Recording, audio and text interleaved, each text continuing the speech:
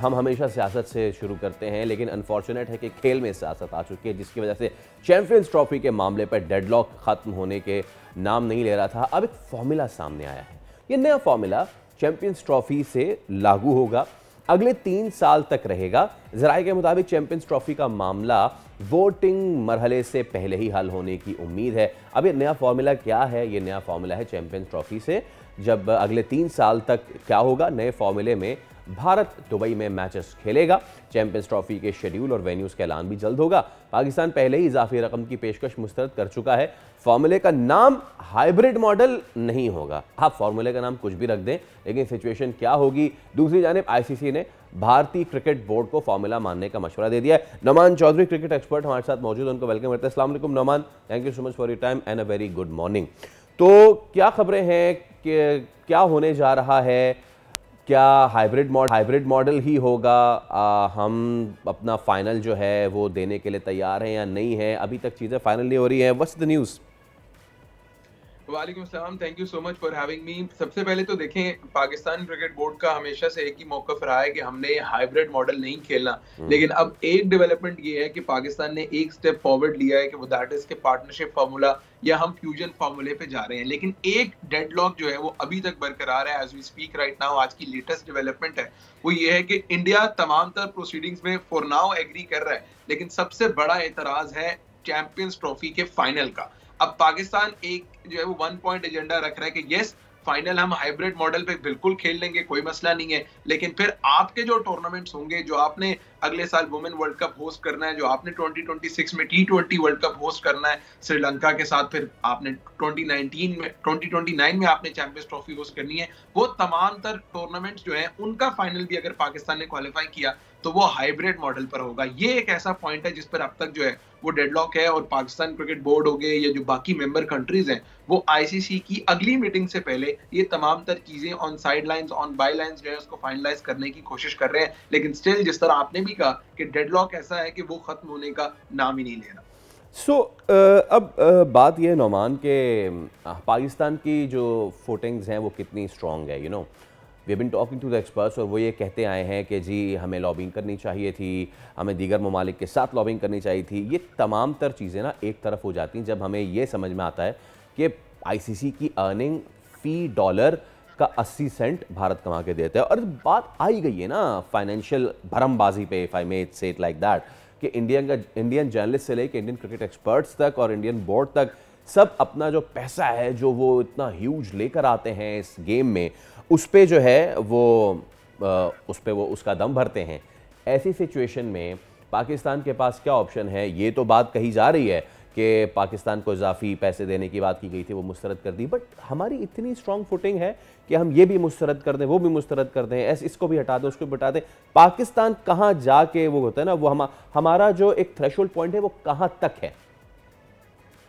Sir देखिए, सबसे पहले तो आपने पाकिस्तान की स्ट्रॉन्ग फुटिंग की बात की है, तो हमें इन तमाम तर चीज़ों पे प्लानिंग बहुत पहले से कर लेनी चाहिए थी। यानी अगर आप टूर्नामेंट शुरू होने में अभी लगभग प्रोबब्ली 80 ऑड डेज रह गए हैं और तब जाकर आप जो है वो यूएई क्रिकेट बोर्ड से मिल रहे हैं या बाकी तमाम बोर्ड से रब्ते कर रहे हैं, that's not how it works. आपको बहुत पहले से इस पर तैयारी जो है वो कर लेनी चाहिए थी। और जहां तक आपने बात की है कि हमारी लॉबिंग कितनी स्ट्रांग है, sir for the matter of fact आप एक कॉन्टेक्स्ट देखिए कि जो टीम्स आईपीएल में शिरकत करती हैं, लेकिन पाकिस्तान के अलावा दुनिया की तमाम तर टीम्स के खिलाड़ी आईपीएल में शिरकत करते हैं, and for every single player that is picked उसके अमाउंट का 10% उसके क्रिकेट बोर्ड को भी जाता है। फॉर एग्जाम्पल इस दफा इंग्लैंड से सबसे ज्यादा प्लेयर्स पिक हुए, तो इंग्लैंड के जो प्लेयर्स की सैलरी है उनका एक चंक ईसीबी को भी जाता है। तो एक तरह की जो इंडिया ने अपनी पैसे के हिसाब से लॉबिंग है वो भी दुनिया में स्ट्रॉन्ग करके रखी हुई। On the other hand PSL में इस तरह का कोई कॉन्सेप्ट नहीं है। तो अगर आप पैसे की बात कर रहे हैं वो उस लिहाज से हमारे से ऊपर है। अगर आप इंडिया की जो ओवरऑल लॉबी है उसकी बात कर रहे हैं तो आप देख लेंगे जो बीसीसीआई के सेक्रेटरी थी वो आईसीसी की चेयरमैन बनना चाह रहे हैं।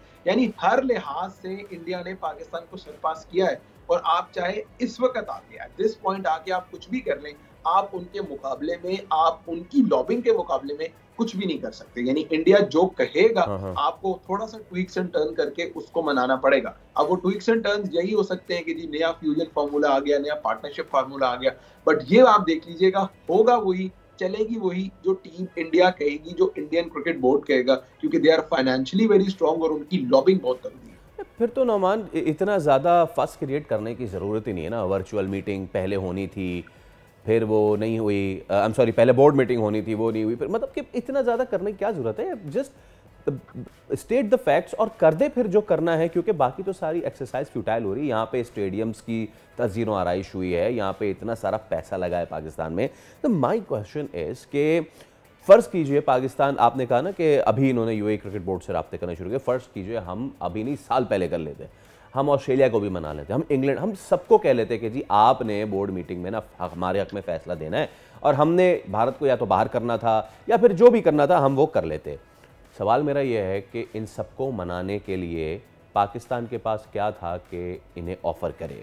इंडिया के पास आईपीएल है, इंडिया के पास भारी भारी कॉन्ट्रैक्ट्स हैं इनको ऑफ़र करने के लिए। What does Pakistan have to offer अगर तो ये सब हमें वोट देते हैं?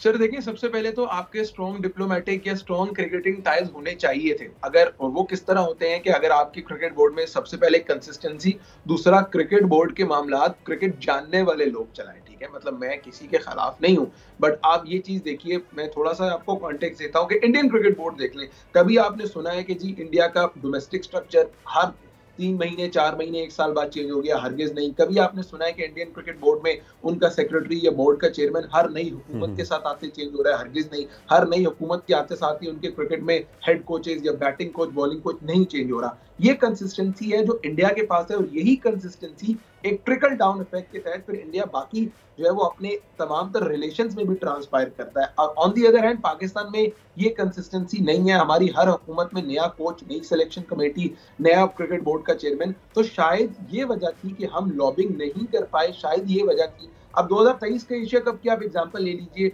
जे शाह से मीटिंग की ज़का अशरफ, उससे पहले उन्होंने नजम सेठी से मीटिंग की, अगली मीटिंग में जब गए तो ज़का अशरफ थे। भाई हमें कोई सीरियस लेता ही नहीं था आज से पहले। अब तो मोहसिन नकवी साहब आए हैं, उन्होंने कुछ अपना थोड़ा स्ट्रॉन्ग स्टांस लिया है, तो शायद जाकर हमारा जो एक स्टांस है या हमें किसी ने सीरियस लेना शुरू किया है। अब से साल डेढ़ पहले हमारे क्रिकेट में इतनी इनकंसिस्टेंसी थी कि एक मीटिंग में एक बंदा, अगली मीटिंग में दूसरा, तीसरी वर्चुअल हो रही है तो उसमें कोई और बंदा बैठ रहा है, क्योंकि ये इंटरम चेयरमैन है पाकिस्तान क्रिकेट बोर्ड के। तो ये वजह थी कि हम कभी स्ट्रॉन्ग फुटिंग पे आ ही नहीं पाए, क्योंकि हमारा अपना घर जो है वो, हमारा अपना घर कच्चा था। लेकिन अब थोड़ा बेहतर हुआ है। जहां तक आपका सवाल है कि हम ऑफर क्या कर सकते हैं, सर पहली द ट्रूथ हमारे पास ऐसा ऑफर करने के लिए कुछ भी नहीं, बिकॉज वी ऑल नो कि हम खुद आईसीसी की जो तकरीबन 5.5% आईसीसी के टोटल रेवेन्यू का हिस्सा आता है, हमारा क्रिकेट बोर्ड भी वहां से चलता है। ठीक है, पीएसएल से हम जो है वो एक मेजर चंक बना लेते हैं पैसे का, लेकिन इंडियन क्रिकेट बोर्ड की तरह तो नहीं बना सकते। तो हमारे पास ऑफर करने के लिए सवाए 1-2 बायलैटरल सीरीज की, जी हम श्रीलंका से खेल लेंगे, श्रीलंका का बैक टू बैक टूर कर लेंगे, बांग्लादेश के टूर कर लेंगे, अफगानिस्तान को ज्यादा क्रिकेट दे देंगे, इसके अलावा हमारे पास ऑफर करने के लिए कुछ भी नहीं। यानी कि नौमान, इसका मतलब यह है कि हमने जो कहा है हम उसी पे डटे रहे, हमारे पास इसके अलावा कुछ भी नहीं। Thank you so much for your time. और इस सेगमेंट को रैप अप करते हुए ये सिर्फ हम आपको बताना चाहेंगे कि मोहसिन नकवी ने बहुत ही, thank you so much Nauman, आपका बहुत शुक्रिया। तो आप जो हैं उन्होंने ये कहा है कि जी वन साइडेड अरेंजमेंट जो है वो तो अब नो लॉन्गर एक्सेप्टेबल। ये नहीं हो सकता कि भारत पाकिस्तान बिल्कुल भी ना आए और हम उनके टूर्नामेंट्स में जाते रहें, यानी कि वो कहते हैं ना नस्लों का फड्डा चलेगा बरादरियों का। तो देखते हैं ये ऊँट किस करवट बैठता है। नस्लों का फड्डा तो जब चले तब चले, लेकिन इस वक्त जो चैंपियंस ट्रॉफी का फड्डा पड़ा हुआ है वो पता नहीं ऊँट किस करवट बैठेगा। सब्सक्राइब करें और बेल दबाएं ताकि कोई खबर रह न जाए।